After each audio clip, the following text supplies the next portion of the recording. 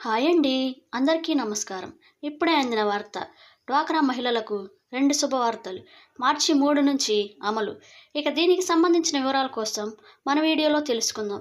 వీడియోకి లైక్ చేయండి, సబ్స్క్రైబ్ చేసుకోండి. ఆంధ్రప్రదేశ్ ప్రభుత్వం డ్వాక్రా మహిళలకు తీపి కబురు చెప్పింది.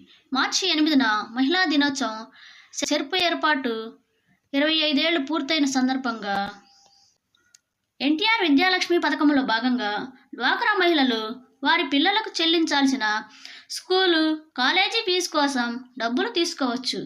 ఇద్దరు పిల్లల చదువు కోసం 10,000 నుంచి 1,00,000 వరకు రుణం అందిస్తారు. ఈ రుణాన్ని కేవలం పావలా వడ్డీకి ఇస్తారు.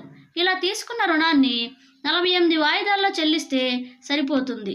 ఈ రుణం తీసుకునేందుకు డ్వాక్రా మహిళలు వారి పిల్లల అడ్మిషన్ లెటర్తో పాటుగా ఫీజు చెల్లించే విధానం, విద్యా సంస్థ వివరాలు, ఇతర రసీదులు సమర్పించాల్సి ఉంటుంది.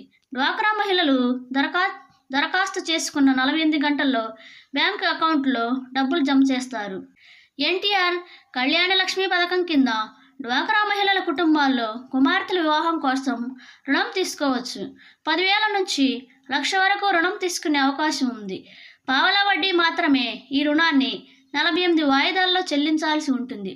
లగ్నపత్రికతో పాటుగా వివాహానికి సంబంధించి పత్రం, పెళ్లి ఖర్చు అంచనాలను సమర్పిస్తే సరిపోతుంది.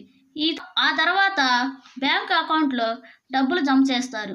ఈ 2 పథకాలు డ్వాక్రా మహిళల కోసం అమలు చేస్తున్నారు. ఈ 2 పథకాల అమలుకు ఏడాదికి 2,000 కోట్లు వ్యయం అవుతుంది. అయితే ఈ పథకాలకు సంబంధించి పావలా వడ్డీ ద్వారా వచ్చే ఆదాయంలో 50% తిరిగి డ్వాక్రా మహిళా సంఘాల బలోపేతానికి ఉపయోగిస్తారు.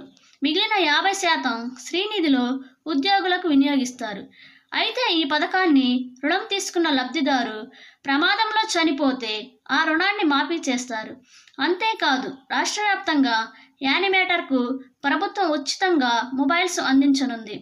మొత్తం 27,500 మంది యానిమేటర్లు, 5,000 మంది కమ్యూనిటీ కోఆర్డినేటర్లకు 15,000 విలువ చేసే మొబైల్ ఇస్తారు.